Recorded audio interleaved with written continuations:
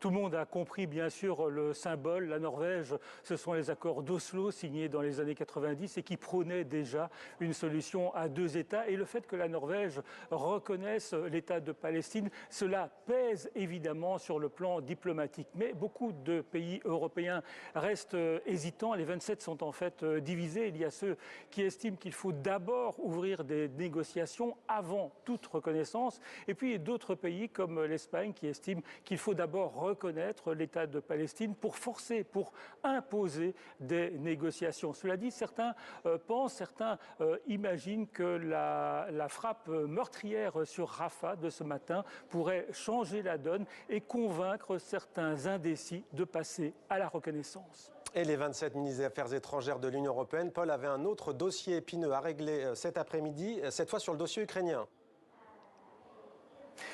Eh bien, Mohamed, vous savez, les réunions des ministres des Affaires étrangères, ça ressemble un petit peu au film Un jour sans fin, avec toujours les mêmes réunions, les mêmes ordres du jour avec le Proche-Orient et l'Ukraine. Et une fois de plus, eh bien, la Hongrie a créé une crise en décidant de bloquer le versement de 5 milliards à l'Ukraine, 5 milliards pour acheter des armes. Cela dit, une bonne nouvelle quand même pour l'Ukraine, c'est que les F-16 promis par l'Union européenne commence à arriver et puis de plus en plus de voix comme celle du patron de l'OTAN, Josep Borrell, mais aussi des députés européens comme Guy Verhofstadt demandent que l'on permette à l'Ukraine de frapper des cibles militaires en Russie avec des armes occidentales. Ce serait un véritable tournant.